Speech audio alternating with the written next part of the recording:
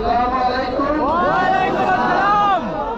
বিখ্যাত বক্তা বাংলায় নয়, বাংলার বাইরে, বাংলাদেশ, আসাম, ইন্ডিয়ার বিভিন্ন জায়গায় উনি জালসা মাহফিলে যা বক্তৃতা করেন, আপনারা ইউটিউব খুলে সার্চ করলেই ওনার সেই পবিত্র কোরআন হাদিস থেকে ব্যাখ্যা করে তর্জমা করে যেভাবে বক্তৃতা করেন, আমি কলকাতা যখনই যাই গাড়িতে যেতে যেতে কয়েকজন মৌলানা জালসা শুনতে শুনতে যাই, উঠবে তার মধ্যে উনি আমার প্রিয় বক্তা।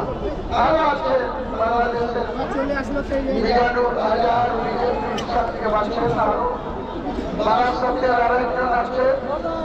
এরকম করে কয়েকজনের জালসা শুনতে শুনতে 3 ঘন্টা রাস্তা, কলকাতা যাওয়া, খাওয়া, 3 ঘন্টা রাস্তায় আসা শুনি।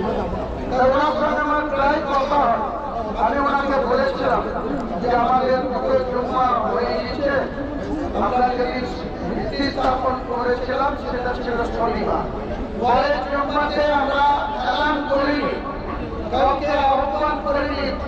আল্লাহর রহমতে আল্লাহ হিদায়াত দিয়েছিল, তাই 1 লক্ষ মানুষ চলে এসেছিল। সুবহানাল্লাহ। পরের জুম্মায় অর্থাৎ সেকেন্ড জুম্মা, আজকে একটা 3rd জুম্মা অর্থাৎ 3 নম্বর জুম্মা এখানে হচ্ছে। তো আমার মনে হচ্ছে যে সেকেন্ড জুম্মা বা যে আগের জুম্মাতে যা লোক হচ্ছিল তার থেকে এবারে লোক একটু কম।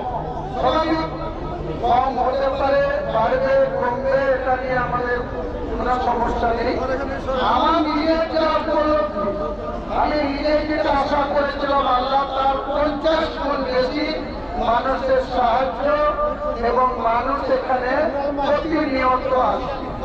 কিছু ইউটিউবারদের উদ্দেশ্যে আমি বলছি, ভাই আপনারা এখানকার ভিডিও করুন, কথা বলুন, আপনারা রোজগার করুন, টিআরপি বাড়ান, আমার কোনো আপত্তি নেই। কিন্তু এখানকার বাবরি মসজিদ নিয়ে কোনো আজে বাজে মন্তব্য, ভিডিও ছাড়বেন না। কিন্তু আমি কিন্তু যখন তাদেরকে যদি আজে বাজে কিছু করে, আমি কিন্তু তাদের বিরুদ্ধে আইনত পদক্ষেপ করব এবং আপনাদের ইউটিউব চ্যানেল তখন খুব অসুবিধা হবে।